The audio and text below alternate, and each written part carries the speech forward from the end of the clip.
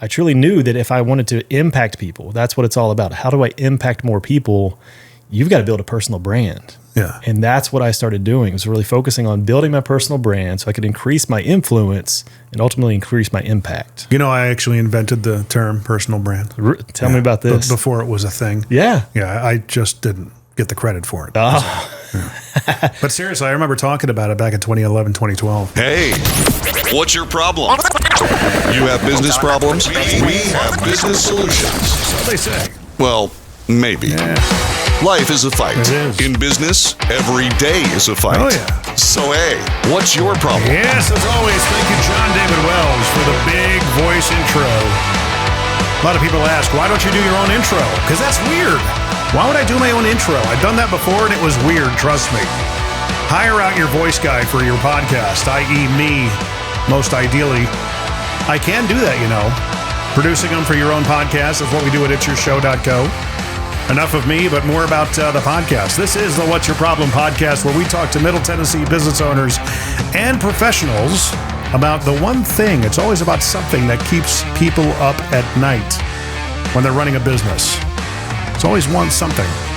This is a video and audio podcast. Check us out at whatsyourproblempodcast.com. I am your host, Jim McCarthy, with JimMcCarthyVoiceovers.com and it'syourshow.co, the very company that produces... Didn't I mention that before? That produces intros and podcasts much like this one. You need a video podcast, you need something like that, let us know. It'syourshow.co. Hey, how many more plugs can I fit in the first friggin' 60 seconds? Today, we've got a gentleman from the local area here. You are a Middle Tennessee business owner and professional. I got to adjust the settings here. I just had to redo my entire studio, so bear with me. Dr. Justin Moseley, sir. How are you? I'm doing great. Excited to be here. Yeah, buddy.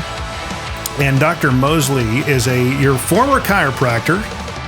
Well, you're kind of, is it like being in the Marines? You're always one, right? Yeah, always one. Still own a clinic. My wife runs a clinic now, and I kind of shifted gears. Right. Became a professional speaker and transformation coach. Yeah, buddy. So you got into the speaking right around 2018? Yeah, I had a near-death accident that kind of woke me up to a new path. Boy, talk about a tease going into the subject matter of this podcast. Of course, anybody who follows it knows that we do something called the Dad Joke Challenge. It is brought to you by Ed Fox of Trade Bank.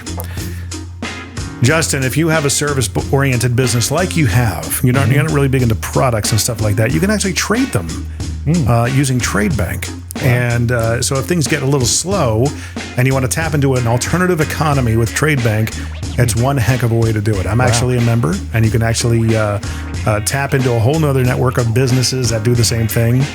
And, you trade for the amount of money it costs you on the dollar. So pennies on the dollar typically for the services you offer for other people's services. So let's say you need a phone system for your business. There might be somebody in that network that you can do your business phone system. You just trade it. Wow. So that's what Ed Fox and Trade Bank does. And the Dad Joke Challenge is something he kind of really wanted to do because he is a dad joke guy. And I think he's got 3 different books on Amazon called Grown-tastic Dad Jokes, believe it or not. And he's really good at them because of this. I'll just let it go and you'll understand in a minute. I'd tell you a chemistry joke, but I'm not sure if I'd get a reaction. It's the Aussie accent.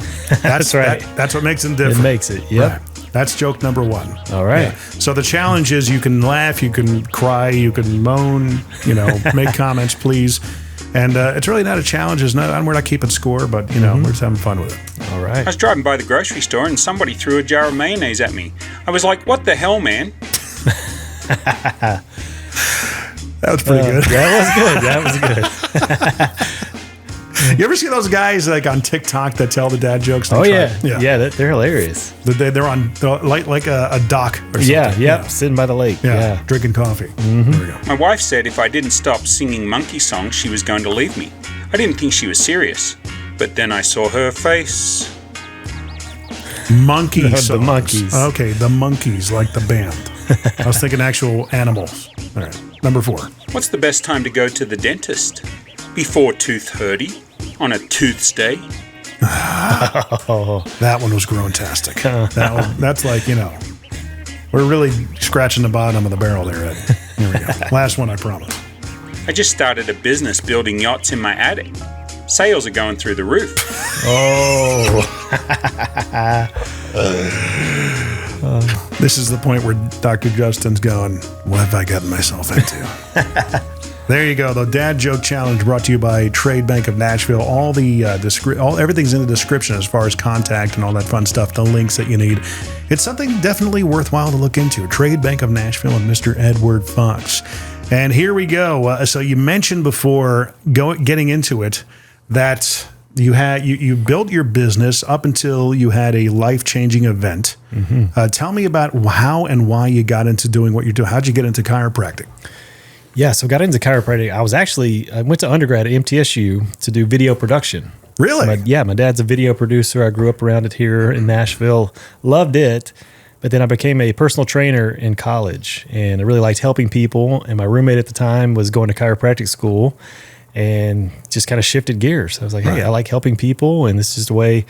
I've always had the entrepreneurial spirit. My dad was an entrepreneur building his production business. So I was like, hey, it's a way I can be an entrepreneur and build a business. So with your dad building a business, was it a big business? Was it kind of maybe a handful of people that worked with him? Yeah, it was a small business, handful of people, but I loved his ability. One, I grew up around the country music scene. Right. So he had country music shows and rock shows. So I kind of got to go backstage. Back in the day, we had Fanfare here locally. Now it's the CMA Fest. That's right. Kind of get to go on stage, backstage with them and kind of meet people and hang out. And I was like, this is the coolest job in the world. He gets paid to hang around these people. So, well, it was a lot of fun. Yeah. They can be fun. And some of them, yeah, sometimes not. But I mean, I was in radio for a majority of my adult professional life, and I had my fair share of interactions with celebs and artists and all that fun stuff. Generally, 99% of the time, they're great. Fun people. They understand the business, and, you got to make impressions as good as they possibly can be because people are going to talk. Mm-hmm. And then you got the ones that just don't care and, have a bad day. For sure. Yeah. I'm sure you got stories like that too. Absolutely. Yeah. So then, built a chiropractic business. We're up in Hendersonville, Tennessee, and my wife's a chiropractor as well. So we started our practice in 2012 and built a great practice, helping people, making a difference. And then in 2018, I went on a men's retreat, went whitewater rafting, and it was in the a.k.a. East Tennessee here. And I was sitting on the back of the raft, and we dropped into the Class 5 rapids. And rafts flip over all the time. And the guide says, hey, it's normal. You just lay there, you float to the top and float down the river. Well, it was just a freak accident. I was sitting on the back of the raft, and the raft tipped over, and I got trapped underneath the rapid itself. And it started pushing me underwater. And I still remember the sound of my helmet scraping down the rocks as I was being pushed under. And last thing I remember thinking was, I'm not coming back up. Right. And everything went black. And then everything went bright white. And it was the most peaceful, serene feeling I'd ever felt. You had an out-of-body experience, dude. Yeah, and then I lost consciousness. Wow. And I hear this voice that said, wake up. And thankfully I did, because when I came back to consciousness, I was trapped underwater, wedged between two rocks. One of the buckles on my life jacket got trapped underneath one of the rocks. And I tried to push, and I didn't budge. And I kept pushing and pushing. Then thankfully my adrenaline kicked in. And I pushed hard enough where I was able to break the buckle on my life jacket, floated to the top, and got swept down the river. I mean, at that point, I was rocked. Adrenaline's still pumping, wondering what just happened. Yeah, fight or flight. That kicked in. And we all question our purpose in life. Like, why are we here? Right. But after that, I asked a different question. I said, why am I still here? You're in bonus time. Yeah, things could have been different in that moment. What if I didn't hear wake up? Or what if I wasn't able to push hard enough and break free? So it really helped. I started questioning that. Like, why am I still here? Yeah. And because I was living my purpose. I was helping people. I was making a difference. And what I realized, I was playing way too small. Yeah. I knew I could help people at such a bigger level. And that's when I kind of stepped back and I was like, if I could help people and do something that brings me joy and helps other people, what would I do? And for me, I'd always loved mindset, personal development, leadership, just studying all these things. So I was like, I just want to put out content that helps people. Right. And I didn't even know if anybody would listen, but I'm going to start putting myself out there. I don't know if you ever felt that, starting a podcast, doing the things. It's like, hey. Nobody listens to this podcast. I'm talking to myself most of the time. Right. Yeah. So, I started in 2020, I started a Facebook group, and it grew to 1,000 people in the first month. So I was like, okay, people are listening. And I just kept putting out content, and I was interviewing other experts and just kept showing up. And it led to me doing retreats and mastermind groups and opportunities to speak all over the country. And and including doing a TED Talk. So it wasn't even something that you wanted to, I'm going to be a speaker. They just happened because of the information you were sharing. Yeah, it was really just the heart to serve people. Right. And that's really what we started that business and multiple businesses on two things: that Jesus didn't come to be served, but to serve. And then the Zig Ziglar quote, you can get anything you want in life if you help enough other people get what they want. Yeah. So really, it was just that heart to serve, and then the opportunities just came from that. Gary Vee calls it 51-49. You ever hear that put that way? No. Give 51%, man. At least 51%. Yep. Love it. I call it be them centric. It's not about you. Yeah. It's never about you. Social media, I was for 18 years in the radio business. I wrote thousands of ads and stuff like that. Right. And when it came down to, the client who would really listen to how things should be done on the radio, they would get past the laundry list mentality. Yep. Because they would have got upset. Well, I do this and I do this and I want my phone number in there 5 times and I got to tell them how I'm conveniently located and family owned and operated and yada yada. I'm like, dude, nobody cares. Right. Nobody cares until you make them care. For sure. It's not about you. Yeah. It's about them. And so many people want to say, get out what they want, but it has nothing to do with what you want. Right. It's what's in it for them. Right. And then when you give them what they want, then you can actually show them what they need. Right. B&I refers to it. You know B&I? Yeah. Giver's gain. Yeah. Yep. It really does come around. For sure. Yeah. So all these things happened. 2018, you had a practically a near-death experience out of body. Did you feel like you were out of your body? Not really. Just the and light? there's you see it on TV, like go towards the light. Right. There wasn't a thing like that, but it was this just bright white and peaceful sensation. Did you want to come back from the white light? No, it was one of those things. Is like, I'm good. I guess that's nirvana. This is Right. how you would describe it. Like the enlightenment, whatever that is. Like that's what it felt like. It was just so peaceful and serene. Because I had a friend of mine she passed about 2 years now. But once upon a time, she married one of my good friends in radio when he and I both started at the same time in Connecticut, and they were always kind of flirting with each other and dating and stuff like that.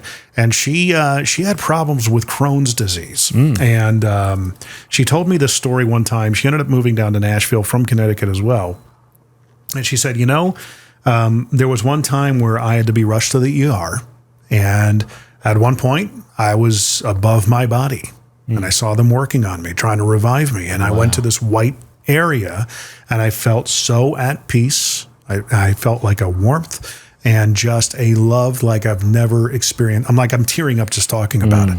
But she says, I didn't want to leave. And I heard a very familiar voice, even though I've never met this voice in my life, say, you're not finished yet. You need to go back. And I said, I don't want to go back. Yeah, I know, but you got to go back. Yeah. And I've never forgotten that. And when she was on her final, weeks of life, the countdown had begun. There was nothing else that could be done for her. I reached out and I said, hey, I remember you telling me the story. She had forgotten all about it. Wow. And I think that, she's like, thank you for reminding me because I feel so better about this now. Right. So, man. Yeah, she had that bonus time. Right. And that's where it's like, yeah, everything's a gift. And one of the lessons I got from that was I had gotten comfortable because business was good, marriage was good, life was good.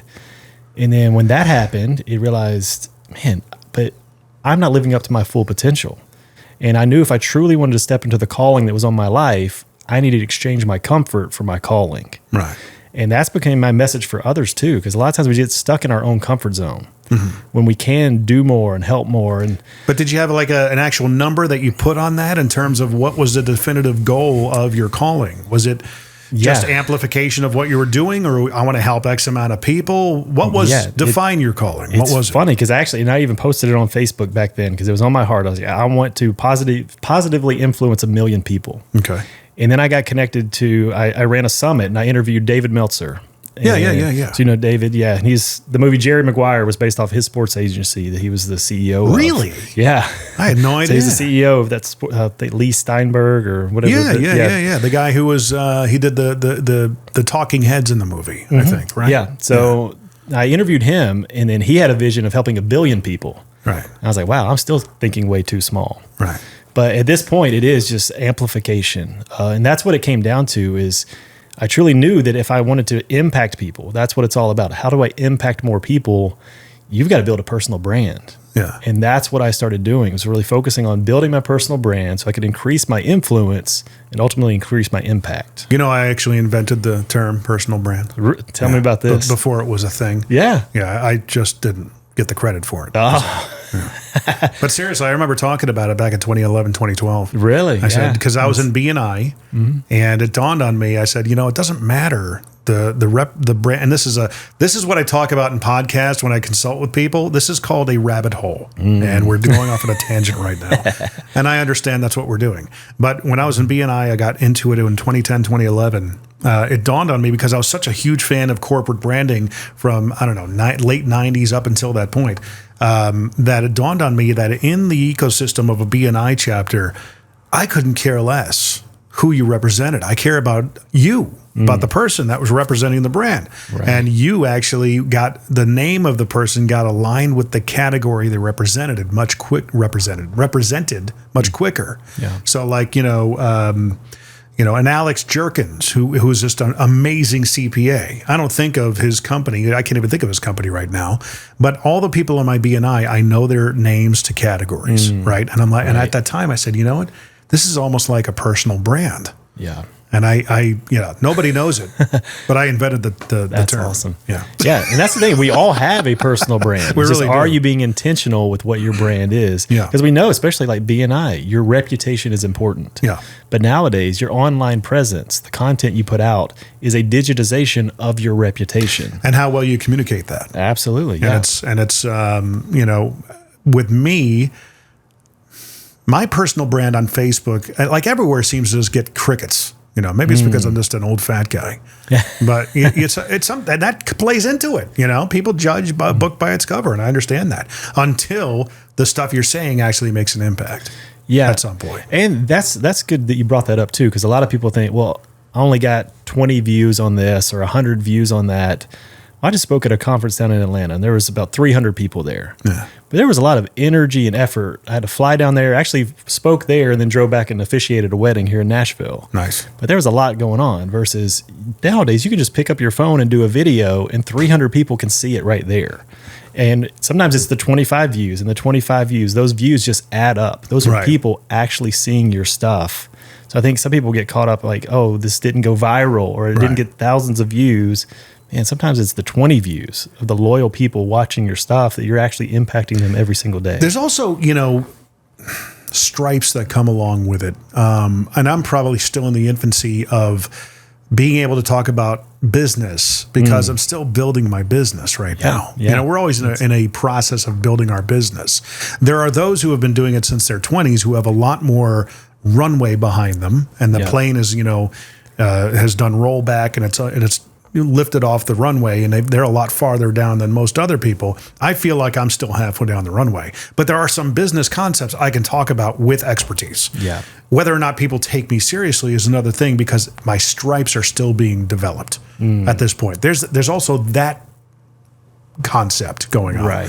When it comes to voiceover or podcasting, all day long. Because this stuff is in my blood. I've been doing this type of stuff since the mid to late 90s. Right. And I can talk about it till I'm blue in the face. So whenever I put out instructional videos or to say little tips about podcasting, through the flipping roof. But whenever I'm having like a little clip that we start going off on a tangent, I put one out the other day about Lars Ulrich and him bringing a kid out on stage. Yeah, I love some Metallica. You would have thought that went through the roof, right? Yeah. No. When I had Jason on here, Jason Duncan, a mutual friend, he ventured into a concept that I've been talking about for probably 2 decades about property tax. Right. And all of a sudden, I'm like, dude, you're speaking my language. I know exactly what you're going to say. You don't really own your house because of property taxes. So he goes off on it, bundled it into a clip from that episode, goes nuts. 600,000 views, right? Wow. Yeah. And all the freaking morons in the comment section not getting anything what we're saying at all, taking it completely out of context, but whatever. It was just amazing what hits. Yeah. Yeah, you never know. Have you had viral content? Not like that. And it's funny mentioning Jason too, because he went on Brad Lee's podcast. And he was amazing on it. Yeah, and they talked about business. But the one thing, he said they weren't even planning on talking about it, but Brad brings up marriage. Yeah. And he made a comment about how him and his wife don't say divorce. And they took that one clip and it went like 30 something million views.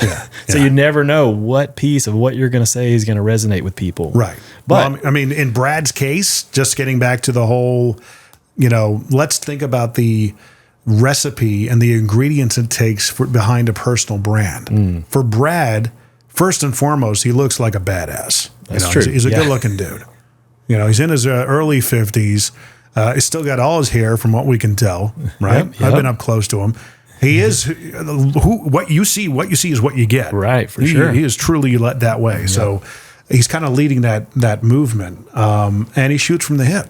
Yeah. He asks questions that a lot of people would hesitate asking, which is an ingredient I always coach people on. I said, if a question pops into your head in the midst of don't be afraid to challenge your guests, man. Push them. Push them. Right, yeah. And to not compare your journey to someone else's. Right. Because there's a guy, Rob Dial is the mindset mentor. Right. And he's got a huge podcast, gets millions of downloads, huge YouTube following. And I met the guy that was his content creator, created viral videos, all kinds of stuff for him. And because my podcast and brand is the Mindset Doctor. Yeah. So I was like, okay, there's a lot of parallels here. And he was like, dude, I could get you 1 million YouTube followers. I could blow your podcast up. He said, I can do the same thing I did for Rob. I built him. It'll cost you about $40K a month. Oh, yeah. And I was like, okay, well, that's what they're doing. They're buying their way into this. Yeah. So there's a lot of that going on. And then it's different too. Like when they first started, they created Facebook viral videos. Yeah. It was a lot easier to go viral on Facebook back then. Oh, totally. So a lot of people rode the wave and got massive growth that isn't available today. Well, you don't get the same exposure. Whenever I share something from the What's Your Problem podcast page on the personal page on Facebook, freaking crickets. Right, yeah. Nothing. Yeah. You know, maybe a like or two. LinkedIn is a whole other friggin' animal. My gosh. If you're the people I see that are getting massive interaction on LinkedIn, a lot of them are women, and they're good-looking women. Yeah. That is, you know, and it's like they're saying good stuff. I'm not saying that they're not. Right. But it's not like it's earth-shattering, right? Yep. And it's like we're two guys here talking about, we're sounding totally sexist right now. But I mean, that's the way I kind of see it. I'm like, okay, what you're saying isn't, you know, it's good stuff. Don't get me wrong, but it's not like it's freaking brain surgery here, man. Right, yeah. And that's where, like the clip that you mentioned, the people in the comments weren't getting it. Right. And a lot of times it's content like that actually goes viral because more people are going to comment. Yeah, it's going to be, I interviewed a guy, his name's Craig Ballantyne. So just like a business mentor. And that's his secret to going viral was just being contrarian, he called it. So whatever somebody else is doing. So the Miracle Morning came out with Hal Elrod. No, Hal Elrod, yes, did 5 a.m., the 5 a.m. club. Okay. Hal did Miracle Morning. Robin Sharma did the 5 a.m. club. Right. So then Craig comes out to, no, you don't need to do that. You need to do the farmer's routine where you wake up and you go to work like they used to do and get your most important tasks done. Right. But because he was anti 5 a.m. club, a bunch of them were haters and I hated on his video, but then a bunch of them like had his back, like why you should do this, and like started this big debate online. But it blew up. To show you nobody knows what the truth is. Right? Yeah, yeah. It's just people are just putting out stuff to get reactions because the more comments you get, the more views you get. Because the algorithms say, "Oh, this must be important," so let me show it to more people. I think you and I are in alignment when we come to think of what we're doing. I try not to look at the numbers. Lately, I've been looking at them. I mean, my numbers have been getting better. I think over time with consistency in podcasting, especially if you want people to listen, I did a video on this not too long ago. If you want people to listen, people will look at their numbers and wonder why people aren't listening. And my first question to them is, okay, are you listening to every one of your episodes? You wouldn't believe how many people say, oh, no. Okay. Yeah. Well, if you're not going to, why should somebody else? Yeah. You have to have that kind of frame of mind. Right. And if you're only showing up once every 2 weeks, maybe once a month, if you're not taking it seriously, why should somebody else? You're not that committed. I'm not going to be that committed to you. Yeah. But if I see that you're there every Tuesday at a certain time and I violate those rules, I'm there every Tuesday, just my times are all over the place. I have to get better at that. But every Tuesday, I've got something out, right? And it's always going to be out there and doing something. And I've noticed a steady increase in my numbers just because of that. Also, the fact that I'm beyond episode 150. Wow. Yeah. Huge difference. That's a big deal. Because that shows commitment. For sure. Yeah. And it goes back to that heart of service too. Because looking at the numbers can drive you crazy. It totally can. Like, why aren't more people listening to this? I'm not making an impact. People give up way too early. Yeah. But you realize every number is somebody. And I was interviewed. Do you know Justin Shank by chance? Rings a bell. I was just on his we did a podcast swap. So he was on mine. So I can't remember which one he shared the story, but he gets like 50,000 downloads a month now. Right. And he's been podcasting for years. And he said early days. How many years? 5 or more. Yeah. So okay. he said in the early days, he would get like 50. Yep. And then, or less. And he said he did that for a while and he almost gave up. Mm-hmm. And then a guy from Japan reached out and said, because of your podcast, I didn't take my own life. Oh my gosh. And so because of that one person, he kept his podcast going. And then over the years just grew. And now he's got a massive podcast. But it wasn't like that at first. But he reminded himself, I'm showing up because you never know who that one person is I can impact. I had a guy come in here the other day, one of our workers. He goes, you're Jim McCarthy. I go, yeah. He goes, you're with the podcast. I go, oh, that's one of the things I do. He's like, oh my gosh, I'm so like honored to meet you. And I'm going, really? Cool. Yeah. I mean, it's funny when those things start. It's just consistency, guys. And especially for people with a local business. That's one of the things I noticed when I first started interviewing people. I would go out to local chamber things and like people treated me like I was a local celebrity. Right. They're like, yeah, you interviewed this person and all these things. And first I was like, I've never seen you like or comment on anything. So I didn't even know you were watching, but they did. But it was that effect in their mind. Your celebrity, your credibility and authority starts to raise when they see you showing up with consistency, interviewing people. If you put like you're talking about your purpose, everything you're talking about is A1 stuff, like prime USDA stamped stuff. Because I preach this to my kids. I talk about it to my wife. You know, your purpose has got to sustain you throughout the rest of your life. And you also have to understand, because you're probably in your 30s, right? Just turned 40. Just turned 40. Okay, so big pivots happen around that age. Mm-hmm. So this happened to you 5 years ago. You were 35. So right in that same season, I had a massive pivot, not as drastic as yours. Yeah. But I mean, it's always weird. I find out that a lot of people between the ages of 37 to 43, somewhere in there, they have something that's eye-opening that happens to them. And I've just realized that the same thing happened in my life, that I need to have.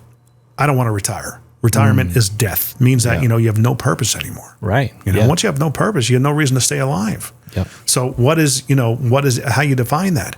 And in a podcast and social media, if you put that content idea out in front of all the fame, all the monetization, all that other stuff, all that stuff is going to come. It's just going to be a while.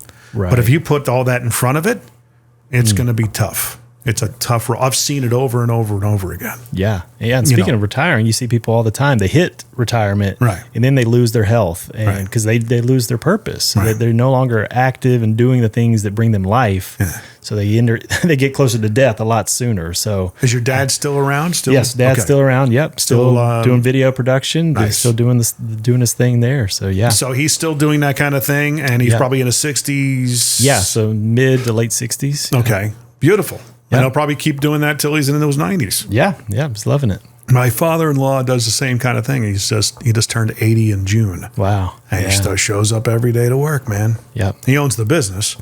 Yeah. But he still and his kids run it, mainly run it for him, but he shows up and does payroll and the books and stuff like that and just kind of keeps his pulse on it. Yeah. Or takes the pulse of the business, but that's his and his mother, my wife's grandmother, she was in the business, I want to say, till she was 92. Wow. Yeah. Showing up every day. Yep. You know? Yeah. And she died in her late 90s. Yeah, she had a good life. Yeah. Long one. Yep. And purpose is powerful. I think too many people get caught up with purpose of I have to have like some Mother Teresa-sized purpose and vision for my life. Right. As I know, like who can you impact right now? Like you are perfectly positioned to serve someone in your life right now where you are. Maybe it's the people around you at work. Maybe it's even just going to the gas station and put a smile on someone's face. But there's something you can do today that has impact. Yeah. And when you look for the opportunities, you start to see them everywhere. Is a positive impact, maybe this is a cynical impact. This is my older age talking. I get really annoyed with all the abundance of coaches that are out there, business coaches, gurus, influencers, thought leaders. And they all want to put themselves out as experts. You can always pick the ones that are just phoning it in. Oh, yeah. Right? And that's why I always look for the stripes. I want to know your stripes. Where did you come from? And I'm like to the point where I just don't care anymore, where I'm going to start calling these people out. Is that purpose? Is that a negative purpose? No, I think people do need to be called out because they are doing a disservice to other people. Right. Because I've ran into that so many times. Hired coaches that basically took my money and ran. And I it's can only imagine who.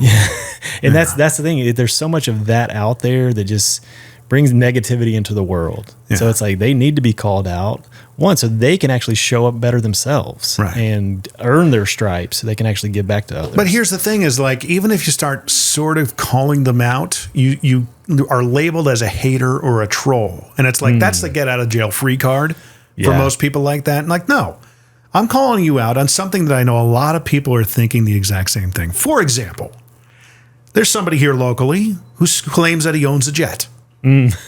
Okay. And I've seen the posts over and over and over again and him talking about how he owns a jet. And I'm going, really? Don't you realize that people know about fractional ownership of jets and, you know, leasing them and things that you don't own the jet, dude. Right. You know, stop saying that. And that's the downside of social media too, because they think that is going to gain credibility for them in the eyes of the viewers. But there's so many people out there calling BS on it. For sure. Yeah. Right? And that's where, for some people, they're okay with that. They're like, the right people will lean into what I have. Right. And that's where I don't believe in that at all. I believe you need to be your authentic self because you want to attract the people that resonate with who you are anyways, not the fake version of you're showing on social media. There's an element, and I call it the Howard Stern effect. I've talked about it on the podcast many a time. And the reason why he got so big, and it's right in his movie from 1997, Private Parts, when he goes to Washington, he talks about, you know, the management's trying to figure out what to do because Howard at that point was really starting to pour the foundation of who he was to become in New York. And he says, I just need to be myself. And as, you know, if a thought pops into my mind or a question, I just take the filter out and become this character and ask. And eventually he becomes known for that over the years. But in the beginning, it was such a shift. Oh my gosh, what do? We lost an but we've gained an advertiser. This company we've been chasing after all of a sudden wants to come on board and advertising with him. Yeah. So there's something weird going on. What about the ratings? Well, everybody who likes him listens for 2.5 hours. Reason most commonly given. I want to hear what he'll say next. Right. What about the people who don't like him? Okay. 3.5 hours. Yeah, I heard that. I heard you say that. Right. So, and it's so true. And it's just like when you just put things out there and to start he would poke fun at himself. You know, he would talk about his huge nose. He would talk about being hung like a pimple. You know, he'd talk about his small penis and stuff like that. Yep. And guys and people could relate to that. That made him endearing. Right. When somebody puts himself, I told Brad Lee this. I said, man, I saw you in a meet and greet line with Gary Vee. And he almost kind of postured to you. And I said, I appreciate your humility and your vulnerability. He goes, what are you talking about? I said, you were vulnerable there. Because he was basically, you know, here's a guy with 10 million Instagram followers to your almost 1 million. That's a big stretch. That's a big distance. Yeah. All right. Yeah. And he is the OG of the social media business world. He's he's going to be one of the grandfathers or founding fathers. And, you know, you're in your own right formidable. Absolutely. But I appreciate the fact that there was an air of vulnerability in that exchange. And he's like, I just don't know what you're talking about. I said, well, okay, I'm just letting you know that's how it seemed to me. Yeah.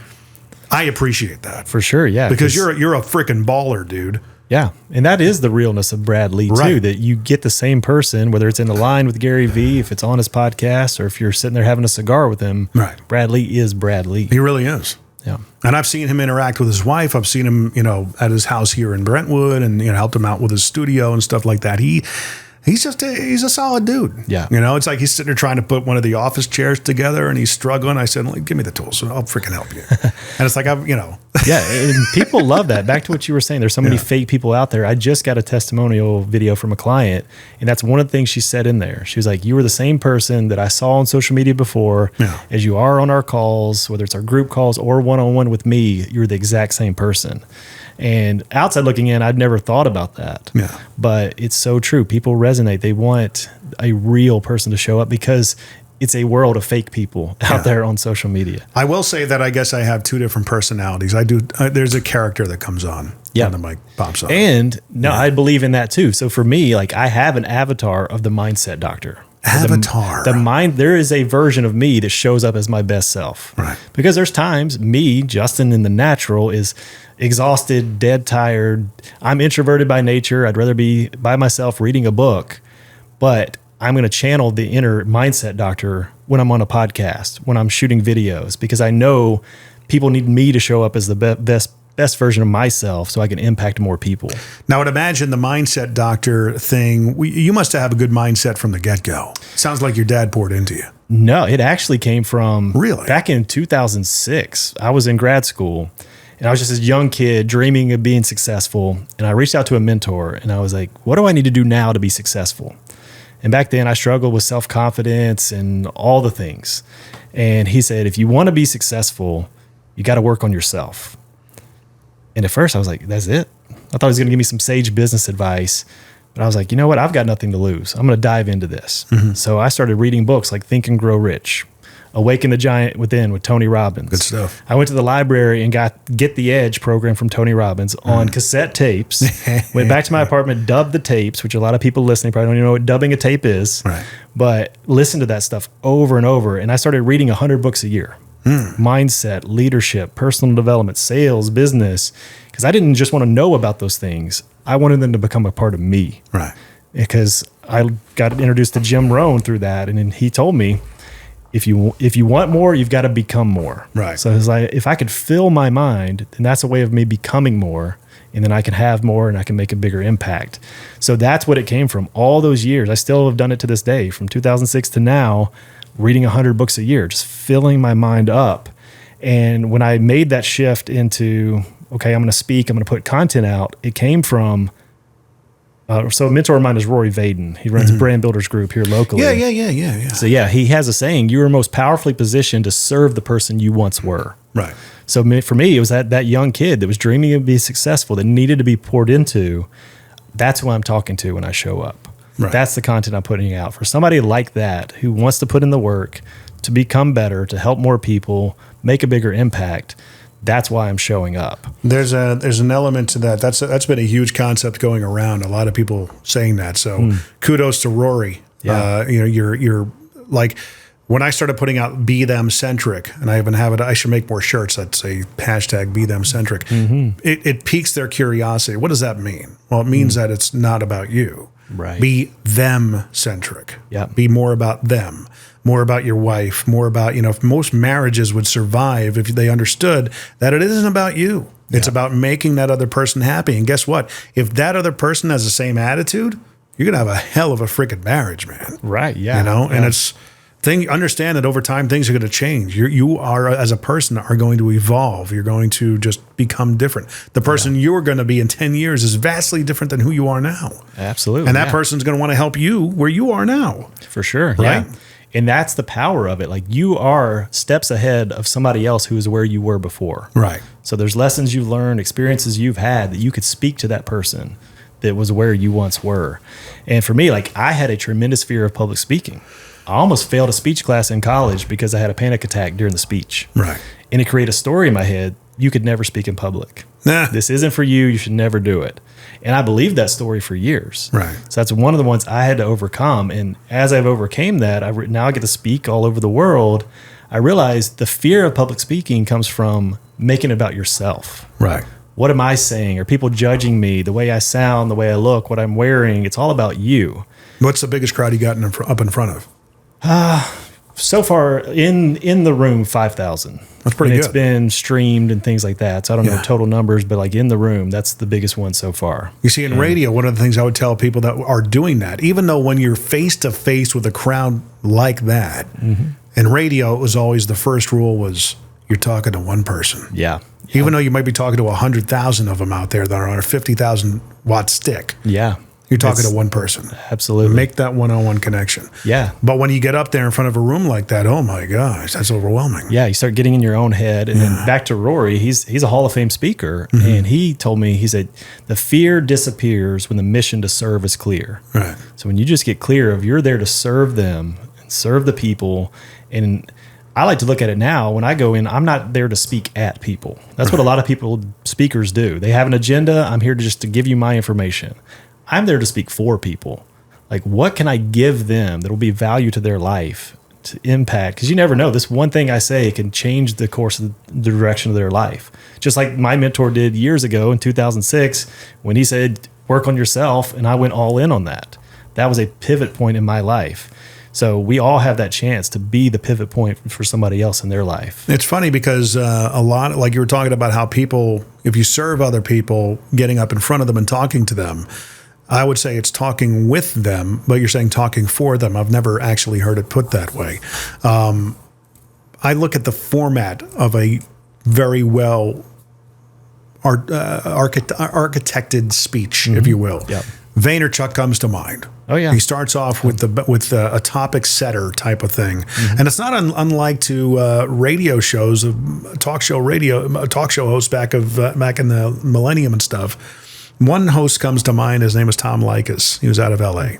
And formula.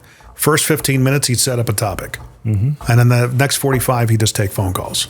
Yeah. So Vaynerchuk kind of does the same thing. He tells a story, talks about what his latest thing that he's kind of passionate about, and then he does Q&A. Yeah. I'm like, I could do that all day. Absolutely. Yeah. You know, I'm good with Q&A. Yep. Yeah. And the thing with radio too, because I had a radio show on talk radio here, 997 in Nashville. Yeah. So it was cool just the thought of, man, how many people are you able to reach right now? Right. And that's the cool thing of just putting your voice out there. And it could be through a podcast, it could be on the radio, it could be on a Facebook video. But that's you putting your voice out to the world that could impact somebody else. And it's another thing, podcasters, aspiring podcasters, newbies, things of that nature. Stop editing your damn episodes because you're not going to learn. If you're not listening back, you're not going to learn how to get better. You're going to learn what annoys you and all. Like I've been doing this for over 20 years. You still hear me stammering because I get excited. That's right. That's right. And I always have to coach myself. Relax, slow down, gather your thoughts. Yeah. And that's something you got to learn. Absolutely. I could totally go through this episode and edit out all the ugly parts. Right. But that wouldn't be real. And I think too many people compare that. They listen to your 150th episode and don't realize you've been doing this on the radio for years. Yeah. Like you have put in your reps. People just want to start their podcast and let it be perfect. Yeah. So then they judge their podcast. Are you a musician at all? You play anything? I don't. I played a little guitar, but not, I played drums. I still play drums to a certain extent. But back when I was really into it, even though how good you are, you'd still have an off day. And, you know, I don't do this enough on a daily basis to get better at it. I mean, I do, but at least a couple of times a week just to build up the episodes for the weekly release. Yeah. But when you do it every day, you will get better. If you do it every week, you're going to get better. Yep. You know, and it's really tough. And a lot of people that get into podcasting have to cut themselves some slack because if you're not watching this, you're only listening to this podcast, people don't realize I'm watching a video feed. I'm conducting a conversation, an interview where I'm genuinely interested in what you have to say and I have to engage with you. I'm also listening for the levels and stuff like that. Literally, you know, here we are. We redesigned the studio a little bit. I adjusted the camera settings while I was going. So I've got a lot of tabs open. A lot going on. Yes. Right. So when you are actually starting a podcast, cut yourself some slack. It's a lot of work to drive a bus. Yeah.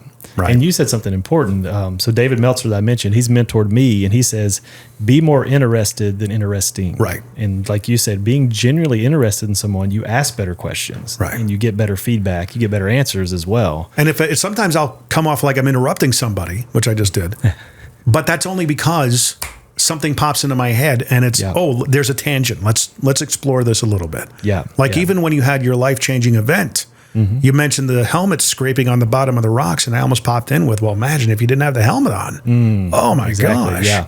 Yeah. You know, just asking, hey, when you went to the white space, did you want to come back? And that a lot of that stuff comes with life experience though too. For sure. To ask those questions. Yeah. And it goes back to putting in the reps. And that's one thing Rory taught me about speaking. He said the key to becoming a great public speaker is 1,000 speeches. Yeah. Because if you get out there and you put in the reps and you actually study and you learn from the mistakes you made, you're going to be so much better at the 1,000 speeds as you are at the 10th. Right. So put in those reps. So it's funny. Here you are now. A main part of what you do is public speaking. getting out there. To this 20-year-old that said, I would never, ever be good at this. Yeah. What would you tell him? Yeah. And that's a great question, because that's what I actually share with people now is the past doesn't equal the future. It can if you let it. That's the thing. Most people believe the stories in their own head. And I truly believe that most people don't get what they want in life because of the stories they keep telling themselves of why they can't have it. Yeah. So for me, I made up that story that you can't do this. How I flipped it was, what are people missing out on if I don't overcome this fear? Right. What impact am I not able to make in the world if I don't overcome this fear? So that's what I would tell the younger version of myself of, you're going to make such a bigger impact. Don't worry about whatever the fears and the anxieties, all the things holding you back, you can overcome it. Right. And then put in the work to actually overcome it. And that's something what was your first speech? Do you remember? Yeah, I was actually at graduated chiropractic school, and I did a presentation, a health presentation, to tell about what we did chiropractically, and I'll give a hack too of one of the things for putting in the reps. So one is, yes, you can give 1,000 speeches, but one of the things I've learned in all the mindset training I do is mental rehearsal. So actually mentally rehearsing, you can do 1,000 mentally rehearsed speeches a lot quicker than going and setting up 1,000 talks. Yeah. So there's a lot of studies around mental rehearsal. One that I love is Ohio State University. They took three groups of basketball players, and they went to test their free throw shooting. Group 1, they said shoot free throws for 30 days. Group 2, don't touch a basketball for 30 days. Group 3, don't touch a basketball, but I want you to mentally rehearse shooting a basketball for 30 days. Feel what it feels like to hold the ball in your hands. Just mentally rehearsing this. Hear the sound as you dribble the ball. Right. Feel what it feels like to make the shot. You see the ball going in the air. You hear it going through the net. And the more you use your senses, the more you actually can entrain this. But what they found was at the end of the 30 days, the group 1 that shot free throws every single day got 24% better. The group 2 that didn't shoot didn't get any better. But group 3 didn't shoot basketball, but mentally rehearsed it for 30 days, got 23% better. Wow. Only 1% difference from group 1. So your mind can't tell the difference between something real and something vividly imagined. So it'll actually memorize the muscle memory for you. Yes, so you can actually retrain. There's another one I love. They took people that couldn't play piano, and they taught them one-handed piano exercises. So one group, play this every day. The next group, just mentally rehearse playing. Don't even have a piano there. Mentally rehearse the same exercises. And they did functional MRIs of the brain. The exact same patterns in the brain were firing in the group actually playing versus the group vividly imagining it. Oh my gosh. And at the end of that study, both groups got the exact same proficiency in playing piano just by mentally rehearsing it or practicing it. So that's the thing. If you mentally rehearse it, so that's what I did to help gain the confidence of speaking. I studied people like Tony Robbins and how he used his body and his posture and how he was on stage, how he was captivating people. And then how Jack Canfield, the way he told stories and different people. And I started visualizing myself, not just visualizing. I don't even think that's enough. That's kind of seeing it on the screen of your mind. Mentally rehearsing is putting yourself in it. Yeah. Seeing it, feeling it, hearing it, using your senses. And it gave me the confidence that, you know what, you've already done this. You've already been here, done that. And then fast forward years later, I give a TED talk and people are like, man, were you nervous when you were up there? And one, I took the bigness of what TED was, because that was a bucket list thing for me. Yeah. Like one day I wish I could do that. So I took that off the table and I took the emotion out of it. But I had mentally rehearsed so many times of standing on that little red circle and the sound of the microphone, the buzz, the heat of the lights. I'd done it so many times in my head. By the time I was on the stage, it felt like I'd already done it. Right. So it wasn't anything new for me. My body had already memorized what it would feel like. It makes a difference. Yeah. That's actually what I coach people in BNI, getting back to BNI. When I have to do every week we have a featured presentation or two, and they're about 8 minutes each. Yeah. And a lot of people just get paralyzed with fear to speak for 8 minutes in front of, about what they do and things of that, And it's always like a work in progress over years that helps you refine what it is that you're doing. Now, it depends on the industry you're in. If you're in a commoditized industry like insurance, mortgage, real estate, you got to sell you more than the actual industry. You got to build the personal brand. Exactly, especially in a commoditized industry. Absolutely. But, how do I get I said, one of the things, because I'm in charge of actually putting all the slides up on the screen and doing sound and stuff in our chapter. And I'll get I'm seeing it for the first time that day, right? And some people have 35 slides. I'm like, they didn't rehearse this at all. It's like, dude, you got to be going through these things in 8 minutes. You were going through about 3 or 4 slides a minute to get through. Did you prepare for this? Because you're going to hit them about every 10, 15 seconds and move on to the next one and move on to the next one. And it's like, it didn't dawn on me to do that until I really started taking it seriously. And, a couple of days before, not the night before, have my presentation set, understand that there was timing involved and things of that nature, but have a first act, second act, third act. Right. And then, how to transition from one, the first part was all about me and my family, finding little connection points. I like to, play the drums. I like, I used to like skiing at some point. I like eating out at this kind of restaurant. All those little connection points that make other people connect with you into, hey, here's the story of how I got into, here's what I'm looking for. That's act 3. Yeah. That really kind of opened my eyes into what you're talking about. Yeah. It's not really mental rehearsal because I was actually going through the motions, right? Yeah.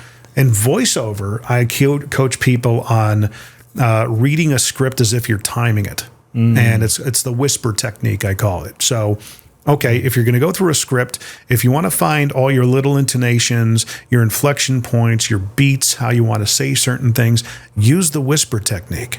And it's a technique I stumbled upon when I was in radio. I'd, write out a script. I'd want to time it. And I would just sit there and, at ABC Company, we're going to be doing this. And I would just kind of whisper it. Right. And I'd realize, oh my gosh, I'm actually mapping out how I want to perform this just by whispering it. Right. It's just a little pregame. It's crazy. So how did you get into voiceover work? Radio. So just radio led into doing ads and then... And I wasn't like all these voiceover people that are out there that are legacy elitist pricks that say, well, you're a radio guy. You can't do... It's not true, okay? Because I had one guy, a mentor early on, who said, don't be a radio person that's trying to do voiceover. Be a voiceover person that can also do radio. I'm like, oh. Yeah. Interesting. I kind of know what you mean by that.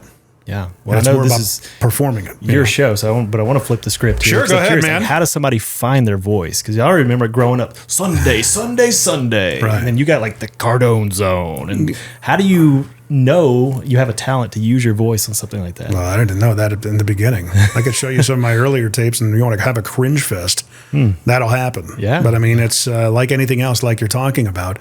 It goes back to the whole notion of the 10,000 hours, right? 10,000 hours if you want to master something. That's how long it takes. Yeah. And I think that's lost on some of the generations coming up. They want it now. Yeah. And it's, look, hey, Gen X, all day long, when we were in our 20s, we wanted it now too. Right. But now that you're in your 40s, you realize, oh, it does take time. You know, same thing with voiceover. There's a lot of people that are getting into it because the barrier to technology came down. The middlemen have gone away, like anything else. You know, if you want to put a podcast out there, you want to be a radio star, knock yourself out, man. You're not going to have a built-in audience like you do with radio. There's a reason why there are gatekeepers in that business, even though the business itself is going into the toilet. But podcasts are going to replace that business. I've been saying it for years. Trouble is, you got, 97% of the podcasts out there are crap. Right. They're just not good. Yep. They just don't know. And I try to help a lot of those people. But again, just repetition, man. Doing the reps. Yeah. Reading, recording, listening back. Yeah. That's the key to voiceover. Yeah, and it goes the 10,000 hours. That was Malcolm Gladwell did the book. Which one was Outliers? I think is the one. He talked about the 10,000 hour rule, and he talked about the Beatles. Like, most people were playing 3-hour sets a night. Yeah, they were playing at least 6 to 8 hour sets, and instead of doing 1 to 2 nights a week, they were doing 5 to 7 nights a week. Yeah. So they got so many more reps than the other bands around them. When they started out, they were a crappy band, but they got so many reps, they actually became good. And there's also a cautionary tale there. You can burn out quick too.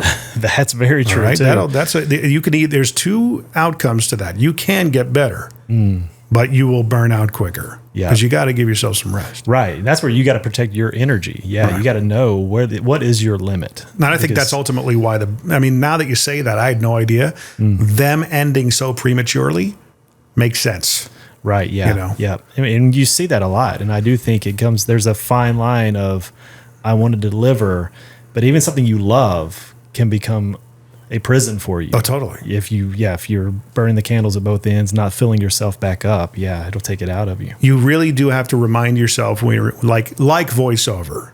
I've been in jobs where I've had to be in ceilings, pulling wire. I mean, even recently with what we do here at J Squared, putting lights in, getting up on a lift and 50 feet off the ground, cutting lights in, 30-degree weather. And it is not fun, and there are people that really love it. Yeah. I'm actually fairly good at it.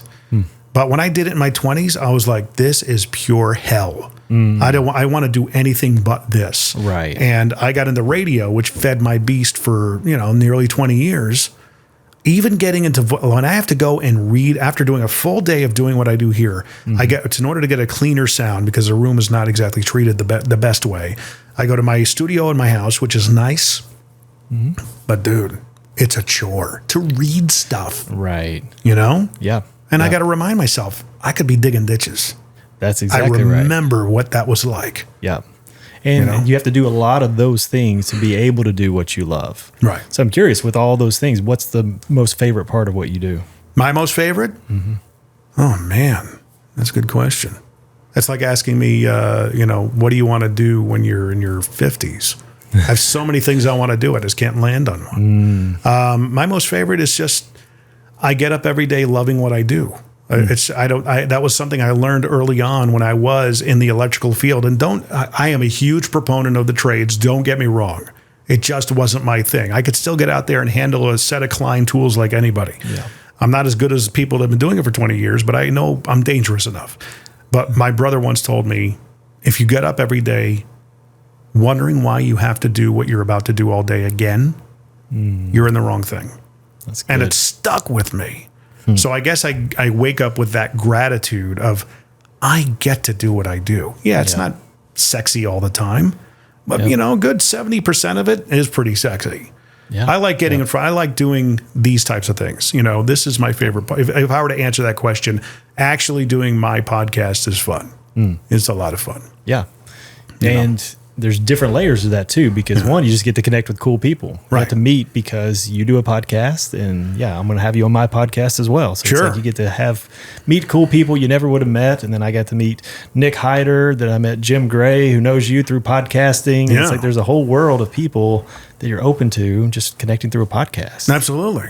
And it's just, you're finding the people that are fake about it and call them out. Exactly. You need more of that for sure. It's funny because I'm actually talking to a client now, I guess I could say, that they kind of have an idea like that. I'm going, you should run with it. Absolutely. I said, we're long overdue for a little bit of WWE in the podcast space. Yeah. Because that's the thing. People will listen to the podcast, but then the clips of that will go viral too, of calling those other people out.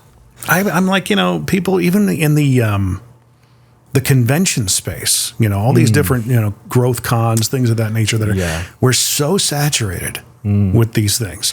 How do you differentiate your event? Right. Have you seen the one that's been advertised in Utah? It's got like the who's who of like everybody's Vaynerchuk, Milet. Brad is going to, and the only person that's not there is Cardone. Right. But like seemingly everybody, like 25 people. Yeah. And it's a one-day event. I'm going, whoa, wait, what? You getting all that in. Everybody gets 5 minutes on stage. 10 minutes? They're all here, though. Yeah, they're all here. And it costs $6,000. Yeah. But in that space, too, how do you differentiate an event like that? And I always said, if I were to put on an event, you'd have to, chip in and put the money in. Get your top 5 fraternity of guys and women that are out there, get them to speak, and at the end of the day, you contractually obligate all of them to sit at a round table and hash it out. And I said, I want to get Dave Ramsey talking with Cardone. That is like a title fight. Yeah. Right? Yep. That's right. And I've always said that. I talked to, when I interviewed Cardone, I said, I want to get you and Ramsey. He's like, I would love that. He said, he'll never do it. I said, you're right. He won't do it.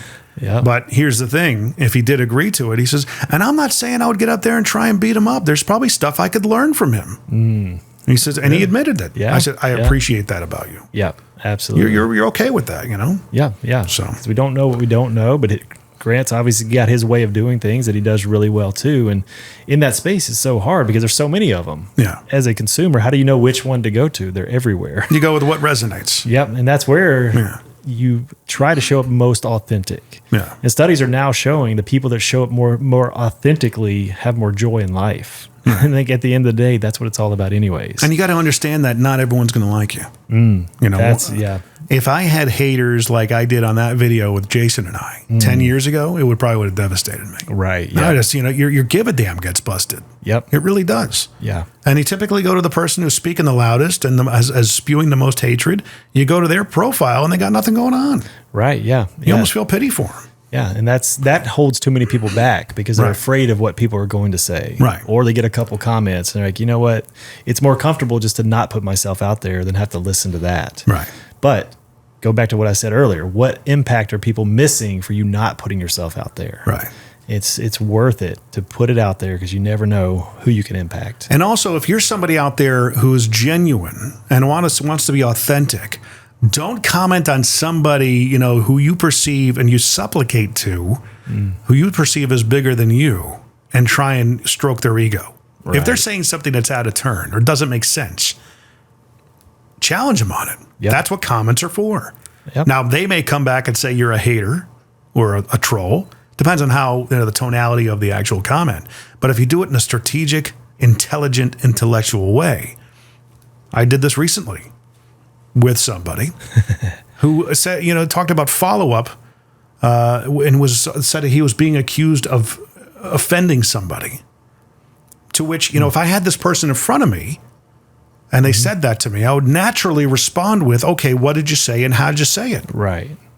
That's the way I would respond. It would just come out of me, not even thinking. Yep. So I put it in the comment section. Well, what did you say to him and how'd you respond? No answer. Somebody actually underneath championed what I said. Yep. And I said, look, it was like, well, they went off and on. They kind of doubled down on what they said. I said, but you're still not answering the question. What did you say and how did you say it? And I'll even give you this. I get being over offend culture. And I put it in quotes. I totally get it. But dude, come on. Do we have to replace offend with annoy? Right. Is that what you kind of did? I mean, Yep. If someone gets to that point where they're with your follow-up, that's not real follow-up, in my opinion. Right. Yeah. And if he was sitting right here, I would challenge him on it. Yeah. Let's go. Now, I'm curious for you. How did you end up doing the Cardone voiceover? Well, it was funny. I get asked this a lot. I asked him. Wow. Well, not as direct as it seems. I had this technique and I need to start doubling down on it. I did it with Milet recently. He hasn't responded, so that was kind of embarrassing. But whatever. One of these days, I'll see him face to face and go, "Dude, what do we need to do? Come on." Yep. But he, I whipped it up after listening to their podcast so many different times. And going, oh my gosh, they need production help. So I took it upon myself. I recorded myself doing the entire thing. I want to be your voice guy. Let's make it happen. Blah, blah, blah, blah. Here's how I matched my voice up with the different parts, all the effects, the stutters, things of that nature. And then wrapped it up, put it on Twitter, YouTube, Instagram, and tag, Facebook. Blew his ass up. Yeah. Sent it to him directly via email. And that's how I got his attention. Wow. Yeah. Because I knew it would be different. That's good to know. Yeah, because most people aren't willing to put in that type of work. No. They'll reach out to ask, but not take it to the level you did. I'm going to show you what I can attention. Do. That's true, not follow-up, but that is that be them centric in its own heart. Yeah. I've got something for you. Yep. And I learned that in the car business. Following up with people that were buying a car, easy. Now that I'm looking at it in retrospect. Back when I was into it, it was... You made it harder than it needed to be. Well, how do I follow up with somebody? Well, okay, if that wasn't the car they wanted to buy, you know what kind of car they're interested in. Are you okay with me if we get something, letting you know I'm only going to reach out to you if I've got something of value? Yeah. If you ever in your follow-up use the words touching base or following up. Yep. No. I've got something for you. That's it. I've got something for you. I've got something for you. Hey, look at this. I got something else for you. Yep. We got something new. Intrigues them. Right. Yeah. Yep. Brad Lee was the same way. That's how I got him on my radar. So, and then him and Grant are friends. So was there a connection through that? Or it was just you doing... Brad Lee didn't know me from Adam. Wow. And I just reached out to him, same kind of technique. Yeah. And he replied to me on Twitter. He says, man, this sounds awesome. Let's do it. Okay. Wow. He even took my call. Yeah. Yeah, it's all about the initiative, man. Yeah. Love it. So don't supplicate to people, man. That's another big thing I tell people. Yeah. You're a lot bigger than you realize. Right, yeah. So. And those people are just real people too. They're real people. Maybe they've figured out different levels of business and the things that they're doing. Yeah. But deep down, they're just real people. I like the fact that we actually went down to Grant's place with another podcast I produced with Rich Redmond. We got Rich's show to be hosted by Grant's facility. So it was a real just, hey, come on down and do the show from here. I was, okay. Yeah. So my wife and Rich and I hopped a flight, went to Miami. Sounds like a song. And went there early the next morning, and it was a late night flight that we had to get in from storms and stuff like that. Literally maybe got 2.5 hours of sleep. Got up at 6 a.m, dealt with rush hour traffic, trying to beat our way down to Miami to get down there by 7:30 or whenever. Ended up at the Starbucks right around the corner from his place just to get some mojo. And ran into Robert, what was this video? Video Genius. Remember that guy? Sislo, Robert Sislo. Okay, yeah. He was there. I'm like, hey, how you doing? He was kind of standoffish, but never mind. He, go to the studio, set everything up. I mean, for me, it was kind of like I've been in these types of situations before. My wife was just kind of like a wallflower. She was our sound person. Rich was just, he's been around celebrities all his professional career too. He's a drummer for Jason Aldean. So he, this is not big for us, but Grant comes in, we treat him like every other, hey man, how you doing? High fives. And I appreciate the fact that he said on that podcast, you can go back and listen to it. He's like, dude, I am 61 years old. I have no business doing the stuff I'm doing on social media. He says none. Yep. And I appreciated that about him. Right. So. And Clubhouse comes out. Grant's on there for hours, just talking to people. You got access to people. I don't even know if Clubhouse is a thing anymore. I did it for a little bit, but it was cool. You actually could access people like him and Mylette, because it is harder now because a lot of they have gatekeepers that run their social media, so you don't even know if Ed's ever seen what you've done. But it's cool because I have some friends that are friends with Ed, like to know that he's one of the best, most genuine people that they know. And I've heard things about like that with Brad Lee. He's got this hard exterior, but he's like one of the best people they'll meet. So it's cool to hear that even when they have this celebrity, they're still just down to earth people. Right. He won't get offended by pushing back. Yeah. That's if someone gets offended by that, it tells you everything you need to know about him. Yeah. I'll just leave you there. Yeah. Because when people are offended, and with anything, if you find yourself judging other people, a lot of times it's your own insecurities that you're seeing in that person that actually offends you. Right. So that's where it happens. The more secure you are in yourself, you don't get offended by other people. When you get in front of somebody who actually is trying to intentionally offend you or put you off or maybe insult you, how do you react?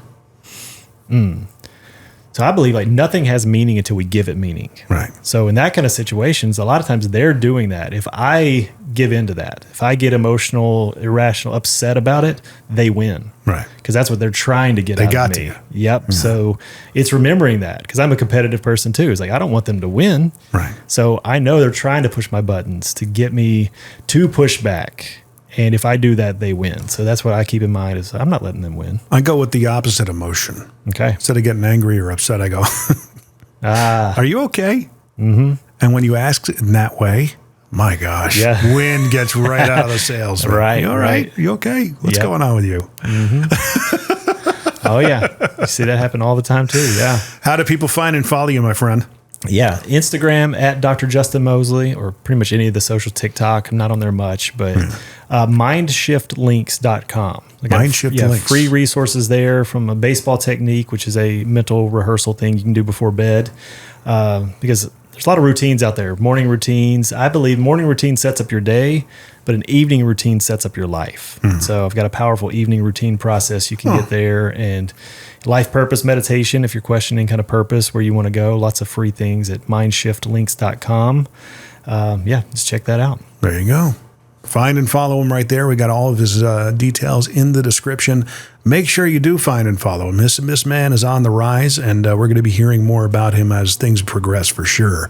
You're not doing chiropractic anymore, though you are. No, my wife runs a clinic. We've got other docs in there with her. Okay. And then, I'm speaking, and that's what I love to do, speak life. Didn't you do a lot with Michael Del Giorno? No, not yet. Okay. No. Why did I think that? I need to get him on this podcast too. I've been on his butt about it. But there you go. Find and follow Dr. Justin Moseley by all those links as well. And of course, what'syourproblempodcast.com, going for 10,000 average downloads per episode is our big, hairy, audacious goal for 2023, 24, and probably 2025. It's going to take that kind of time. And I understand that. Let's just have fun with it. Yep. If you know somebody who's good for the podcast and you want them to be on, have them hit us up. What'syourproblempodcast.com. Subscribe, rate, review, frackle, share, all that stuff. And that's it, my friend. Thanks for being on. Yeah, it's a lot of fun. Thanks for having me.